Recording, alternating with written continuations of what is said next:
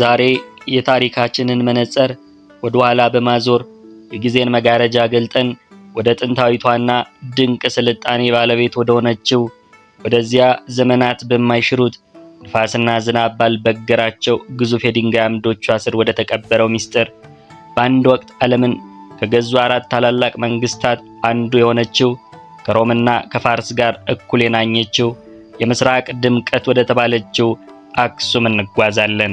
ዛሬ በአድማስ ሂስትሪ ሌንስ የምንመረምረው ስለ ድንጋይ ክምር አይደለም፣ ስለ ጥቁር ሕዝብ ስልጣኔ ማማ፣ ስለ ቀይ ባህር የበላይነትና ስለ ቃል ኪዳኗ ምድር እንጂ። አክሱም የድንጋይ ላይ ድርሰት፣ የዜማ ምንጭና የጥቁር ሕዝቦች የኩራት ማማ ናት። በዚህ ክፍል የዓለምን ዓይን የሳበውንና የታሪክ ምሁራንን ያስደመመውን የአክሱምን መንግስት ገናናነት፣ ጥልቅ መንፈሳዊነትና የማይደመሰስ አሻራ በዝርዝር እንቃኛለን። ይህ ካለፈው ታሪካችን የምንማርበት፣ ማንነታችንን የምናውቅበትና የትላንቱን ብርሃን ለዛሬው ትውልድ የምናሳይበት ልዩ ታሪክ ጉዞ ነው። ለመሆኑ አክሱም እንዴት የዓለም ሀያል ልትሆን ቻለች? በእነዚህ ሐውልቶች ስር ምን ተቀብሯል? አብራችሁ ወደ ታሪክ ማህደር ዝለቁ።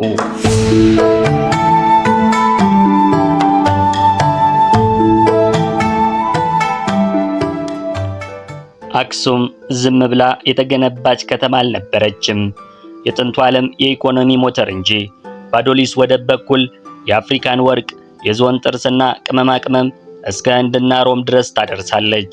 አክሱማውያን የራሳቸውን የወርቅና የብር ሳንቲም በመቅረጽ በኢኮኖሚ ራሳቸውን የቻሉ የመጀመሪያዎቹ ከሰሃራ በታች ያሉ አፍሪካውያን ነበሩ። ንጉሥ አፊላስና ኢዛና ሳንቲሞቻቸውን ሲቀርጹ ዓለም የእነርሱን የንግድ የበላይነት እንድታውቅ አድርገዋል።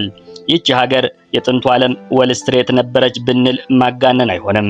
የአክሱም ሐውልቶች ከአንድ ወጥ ድንጋይ የተቀረጹና በዓለም ላይ ትልቁ የድንጋይ ሥራዎች ናቸው።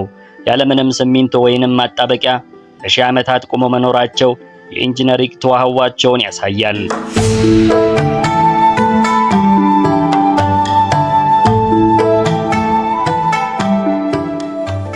አክሱም የክርስትና እምነትን በይፋ በመንግስት ደረጃ ከተቀበሉ ጥንታዊ የዓለም መንግስታት ቀዳሚዋ ናት።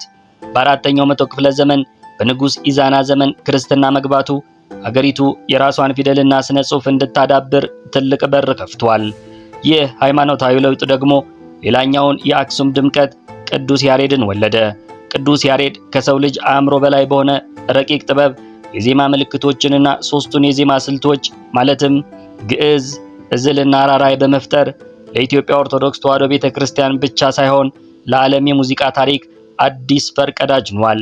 ያሬዳዊ ዜማ ዛሬም በአክሱም አድባራትና ገዳማት ውስጥ ሲያስተጋባ የጥንቱን መንፈሳዊ ግርማ በምናባችን እንድንመለከት ያደርገናል።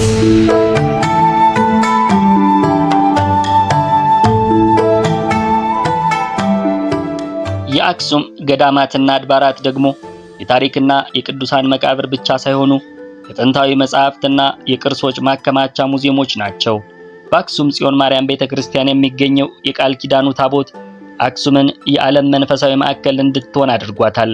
ከዚህ በተጨማሪ እንደ ደብረ ዳሞ ያሉ በገደል ላይ የታነጹ ገዳማት የጥንታውያን መነኮሳትን የጸሎትና የትጋት ሕይወት የሚዘክሩ እንዲሁም የአክሱምን ስልጣኔ ቅሬቶች በውስጣቸው የያዙ የጥበብ ማዕከላት ናቸው። እነዚህ ገዳማት ለዘመናት የሀገሪቱን ታሪክና ዕውቀት ሳይበርዙና ሳይከልሱ ጠብቀው በማቆየት ረገድ የተጫወቱት ሚና ከፍተኛ ነው።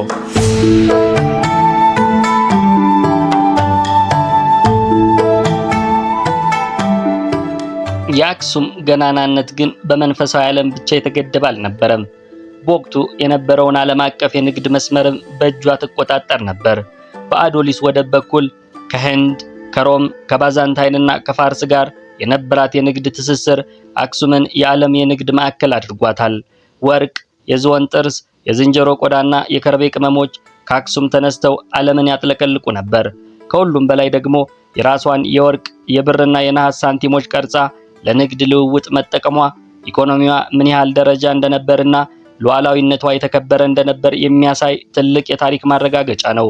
የአክሱም ነጋዴዎችና ዲፕሎማቶች በባህርና በየብስ የሚያደርጉት ጉዞ ኢትዮጵያን በወቅቱ ከነበሩ ሀያላን ሀገራት ተርታ እንድትሰለፍ አድርጓታል።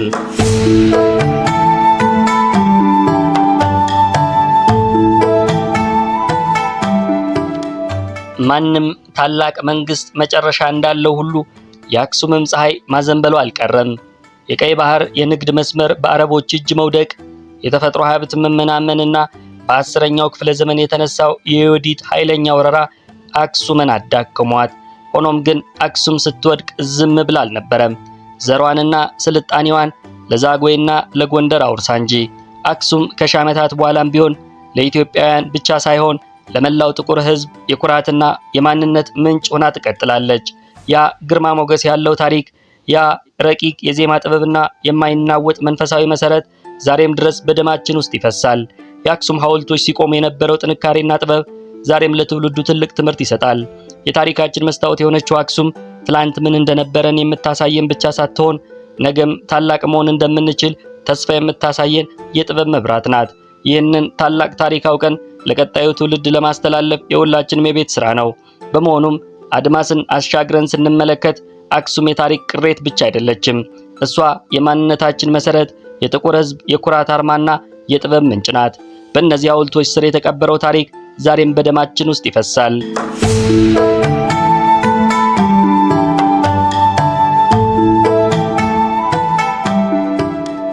የዛሬው የአድማስ ሂስትሪ ሌንስ ዝግጅታችን ይህንን ይመስል ነበር። እስካሁን አብራችሁን ስለነበራችሁ ከልብ እናመሰግናለን። በአድማስ ሂስትሪ ሌንስ የታሪክ አድማሳችሁን እያሰፋችሁ ማንነታችሁን እንድታውቁ የሁል ጊዜ ጥረታችን ነው። ይህን ቪዲዮ ከወደዳችሁት ላይክ በማድረግና ለሌሎች በማጋራት አጋርነታችሁን አሳዩን። በቀጣይ እስከምንገናኝ ቸርን ሰንብት።